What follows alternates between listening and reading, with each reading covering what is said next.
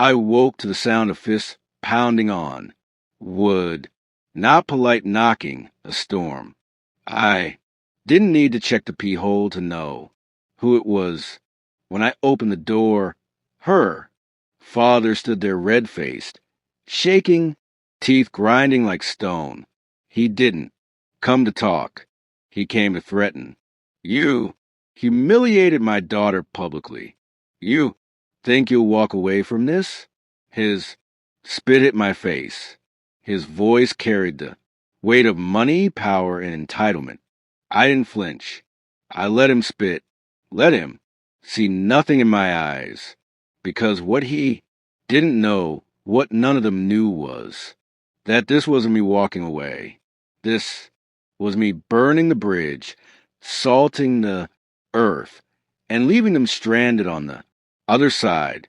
3 weeks earlier, she sat across from me at my kitchen table, manicured nails tapping the wood. I slid the prenup toward her, quiet, reasonable, necessary. She skimmed it, her lip curling. This is insulting. Do you think I'm with you for your money? I smiled, soft, apologetic. A man pretending to retreat. I understand. That was the moment, the cut beneath the skin, not her words, her eyes. Eyes that flickered just for a second to the side. The same look she gave when lying about where she'd been. I had seen those eyes before. The night she came home late, smelling of cologne that wasn't mine. I didn't confront her then. No raised voices, no accusations. Instead, I listened. I played dumb. I checked her phone when she showered. Screenshots, deleted messages recovered. The truth unfolded neatly. Dinners with another man, whispered promises, and her father's hand quietly guiding it all. It wasn't love, it was a setup. Their plan was simple. Marry me, bleed me, discard me. So I played along, smiled at the rehearsals, held her hand at family dinners, signed the florist contract, and all the while I prepared the stage. I contacted the venue, the caterer, the planner. Cancellations quiet, final. Refunds wired back into my account. I told them all the same thing. Don't inform her. Then I drafted my post. Clean, sharp, brutal. The wedding is canceled. The prenup was refused. Respect is non-negotiable. The engagement is over. At midnight, I press publish. By dawn, the internet was already ablaze with her name, her face, her disgrace, which brings us back to her father, standing in my doorway, veins pulsing like he might tear the house down with his bare hands. You'll regret this. Do you know who I am? He thought his rage was enough to bury me, thought his name, his connections, his money could erase my act of defiance. I let him roar. I let him think I was cornered because predators make mistakes when they think the prey has no teeth.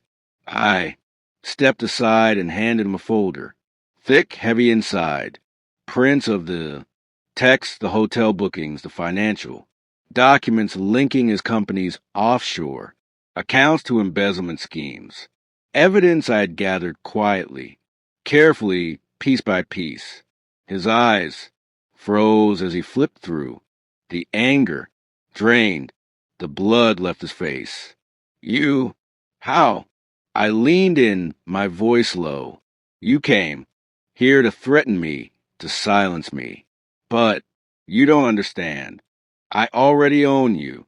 Because last night, while the world read my post about his daughter, I sent anonymous packages to the board of his company, to the financial regulators, to the journalists who'd been circling for years but lacked a smoking gun. He wasn't the hunter anymore. He was the prey.